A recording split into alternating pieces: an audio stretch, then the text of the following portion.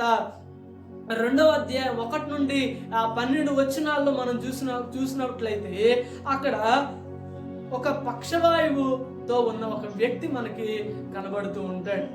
అయితే ప్రియ దేవుని బిడ్డలారా, ఈ పక్షవాయువు గల వ్యక్తి ఏమయ్యాడనంటే ఆ యొక్క వ్యక్తి అనారోగ్యంతో బాధపడుతూ ఉన్నాడు. ఇప్పుడు ఈ మనిషికి ఏది ప్రాముఖ్యం? ఈ మనిషికి స్వస్థత ప్రాముఖ్యమా లేక క్షమాపణ ప్రాముఖ్యమా? చూడండి, యేసు ప్రభువు వారు కపెర్నహూము అనే ఊరికి ఆయన మరలా రావడం జరిగింది. ఆయన మరలా వచ్చాడని తెలిసిన ప్రజలు ఏం చేశారంటే బహు విస్తారముగా ఏం చేశారంటే ఆయన ఉన్న చోటికి రావడం జరిగింది. చూడండి, అనేక మంది ఆయన దగ్గరికి రావడం జరిగింది. అయితే వారందరూ దేని కొరకు వచ్చారు? వారందరూ ఏ ఉద్దేశంతో ఆయన వచ్చారనంటే అక్కడ అనేక మంది స్వస్థత కొరకు రావడం జరిగింది. అనేక మంది ఆయన చెప్పే మాటలు వినడానికి రావడం జరిగింది. అయితే ప్రియ దేవుని బిడ్డలారా, ఆ సందర్భంలో యేసయ్య ఒక ఇంట ఉన్నాడని తెలిసి ఏం చేశారంటే కొందరంట నలుగురు చేత మోయించుకొని ఆయన ఉన్న చోటికి తీసుకొని వచ్చారు.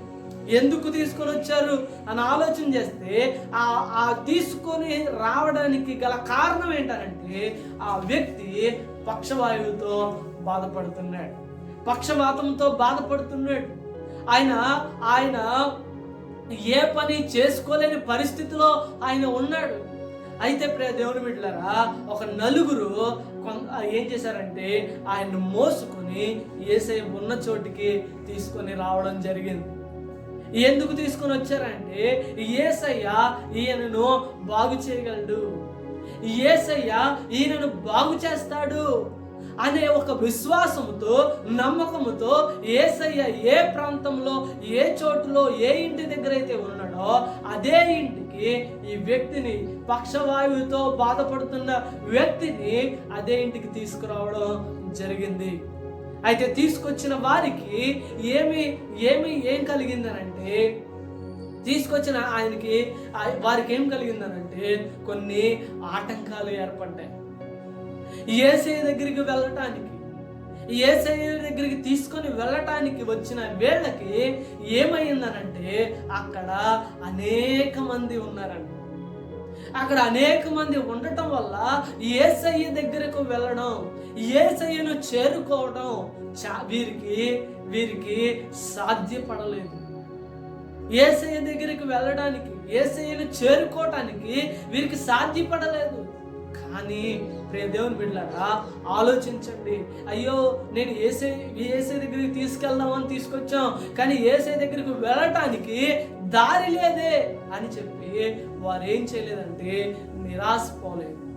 వారు వెళ్ళడానికి మార్గం లేదు, వారు వెళ్ళడానికి దారి లేదు. అనేక మంది ఆ ఇంట్లోనే ఉన్నారు, ఇంటి బయట కూడా ఉన్నారు. యేసయ్య దగ్గరికి వెళ్ళటానికి వారికి ఎటువంటి ఆస్కారం కూడా లేదు. అయితే వారు వెళ్ళలేకపోయామని చెప్పి యేసయ్య దగ్గరకు వెళ్ళడం వీలు పడదని చెప్పి వారు వెనుదిరిగి వెళ్ళిపోకుండా వారు ఏం చేశారంటే అక్కడ నుండి వారు ఆలోచన చేసి వారు ఏం చేశారంటే వారికి ఒక ఐడియా వచ్చింది, వారికి ఒక ఆలోచన వచ్చింది. ఏమని ఆలోచన అంటే మనం ఇంటిలో నుండి వెళ్ళడం సాధ్యపడదు, ఇంట్లో నుండి మనం డైరెక్ట్గా ఇలా వెళ్ళడానికి వీల్లేదు, కాబట్టి మనం ఏం చేద్దామని చెప్పి ఆలోచించి వారు ఇంటి పైకి వెళ్ళిపోయారు. ఆ పక్షవాయువుతో ఉన్న వ్యక్తిని కూడా ఇంటిపైకి తీసుకుని వెళ్ళిపోయారు. ఆ ఇంటిపైకి తీసుకుని వెళ్ళిపోయిన తర్వాత వారు ఏం చేశారంటే ఆ ఇంటి కప్పుని విప్పేశారండి. ఆ ఇంటి కప్పును విప్పిన చోటు దగ్గర ఒక సన్నగా ఒక చిన్న సందు చేశారండి. ఒక సందు చేసి ఆ సందు గుండా ఏం చేశారంటే ఆ ఇంటిపై నుండి ఆ పక్షవాయువుతో ఉన్న వ్యక్తిని కిందకు దింపిన తర్వాత కిందకు దింపుతూ ఉంటే యేసయ్య ఒకసారి ఇలా పైకి చూశాడు. పైకి చూడగానే ఆ వ్యక్తిని వారు దింపడం చూసి యేసయ్య వారి విశ్వాసం చూశాడు. దేవునికి స్తోత్రం. యేసయ్య వారి విశ్వాసము చూశాడంట. వారు దింపుతున్న, వారు పడుతున్న ఆ ప్రయాస, వారు చేస్తున్న ఆ యొక్క ప్రయత్నంలో వారి విశ్వాసాన్ని దేవుడు చూసి ఈ వ్యక్తితో అంటున్నాడు, ఈ పక్షవాయువు గల వ్యక్తితో అంటున్నాడు ఏమనంటున్నాడంటే కుమారుడా నీ పాపములు క్షమించబడ్డాయి అని అంటున్నాడు. కుమారుడా నీ పాపములు క్షమించబడ్డాయి అని అంటున్నాడు. అదేంటి, యేసయ్య దగ్గరికి ఈ వ్యక్తిని ఎందుకు తీసుకొని వచ్చారు? యేసయ్య దగ్గరికి ఈ వ్యక్తిని ఎందుకు తీసుకొని వచ్చారంటే ఈ వ్యక్తి స్వస్థపరచబడాలని, ఈ వ్యక్తి ఉన్న ఈ స్థితి నుండి లేపబడాలని చెప్పి యేసయ్య దగ్గరికి తీసుకొని వచ్చారు. కానీ యేసయ్య ఏం చెప్తున్నాడు? యేసయ్య స్వస్థపరచాల్సింది పోయి యేసయ్య ఏమని అంటున్నాడంటే కుమారుడా నీ పాపాలు క్షమించబడ్డాయి అన్నాడు. దేవుడు ఏమని అంటున్నాడంటే యేసయ్య నీ పాపాలు క్షమించబడ్డాయి అని అన్నాడు. ఈ పక్షవాయువు గల వ్యక్తికి ఏది అవసరం అనంటే పాపము వల్ల వచ్చిన యొక్క శిక్ష ఏంటంటే ఈ యొక్క పక్షవాతము.